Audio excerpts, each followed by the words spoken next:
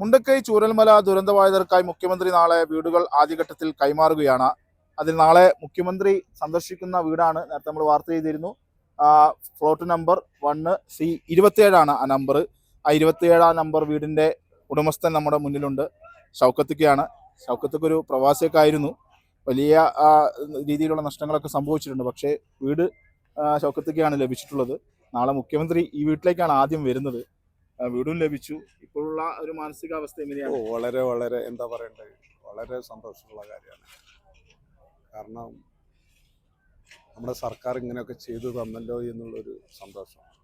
വളരെ എന്താ പറയുക, ഒരു കുടുംബത്തെ പോലെ ഞങ്ങളെ സ്നേഹിച്ചിട്ടുണ്ട്, ഞങ്ങളെ സംരക്ഷിച്ചിട്ടുണ്ട്. ഒരുപാട് ഒരുപാട് നന്ദിയുണ്ട്. പിന്നെ നമ്മുടെ മുഖ്യമന്ത്രി സാറിനും അതിലെ വേണ്ടപ്പെട്ട മന്ത്രിമാർക്കും എല്ലാവർക്കും ഒരു ബിഗ് സല്യൂട്ട് ചെയ്യാണ് ഞാൻ. അതേപോലെ തന്നെ നമ്മളെ കളക്ടർ, ജില്ലാ കളക്ടർ, ബഹുമാനപ്പെട്ട കളക്ടർ, വയനാട് കളക്ടർ ഊണും ഉറക്കവും ഇല്ലാതെ രാവും പകലും ഒന്നുമില്ലാതെ ഞങ്ങൾ ഇവിടെയൊക്കെ സന്ദർശിച്ചിട്ട് ഞങ്ങളെ പരാതികളൊക്കെ കേട്ട് എല്ലാതും ഞങ്ങൾക്ക് വേണ്ടതുപോലെ ചെയ്തു തന്നിട്ടുണ്ട്. ഒരുപാട് നമ്മളെ സർക്കാരിന് ഒരുപാട് സന്തോഷമുണ്ട്. കാരണം അത്രയും ഞങ്ങളൊക്കെ നോക്കിയിട്ടുണ്ട്. ഒരു എന്താ പറയുക, ഭക്ഷണത്തിന് പോലും ഞങ്ങൾക്ക് എല്ലാ കാര്യങ്ങളും ചെയ്തു തന്നിട്ടുണ്ട്. ദിനപത്തയായാലും ഞങ്ങൾക്ക് മാസം 25,000 റുപ്യ സർക്കാർ തരുന്നുണ്ട്. 300 റുപ്യ വെച്ചിട്ട് രണ്ടാക്കി തരുന്നുണ്ട് ഒരു വീട്ടിൽ. അതേപോലെ 6,000 റുപ്യ മാസവാടക, പിന്നെ 6 റുപ്യൻ്റെ കൂപ്പൺ. ഒരു മാസം 25,000 റുപ്യാണ് ഞങ്ങൾക്ക് തരുന്നത്. അത് 1-ാം തീയതി തന്നെ ഞങ്ങളെ അക്കൗണ്ടിലേക്ക് കയറും. എന്താ പറയുക, വാക്കുകളില്ല സത്യം പറഞ്ഞാൽ.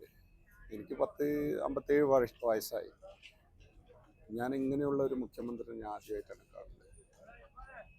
ഏറ്റവും പാവങ്ങളുടെ മുഖ്യമന്ത്രി തന്നെ പറയാം. അത്രയും സ്നേഹത്തോടെയാണ് ഞങ്ങളെ നോക്കുന്നത്, ഒരു കുടുംബത്തെ പോലെയാണ് ഞങ്ങളെ നോക്കുന്നത്.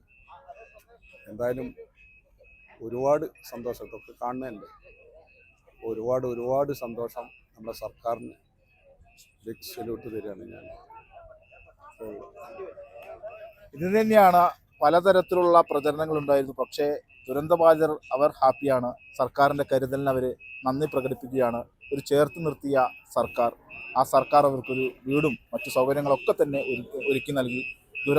ദുരന്തത്തിൽ അതിജീവിച്ചു വന്ന അവരെ കൈപിടിച്ചുയർത്തി തോളോട് ചേർത്ത് അവരെ ഒത്തൊരുമയോട് കൊണ്ട് ഈ ഒരു സർക്കാരിന് അവർ നന്ദി അർപ്പിക്കുകയാണ്.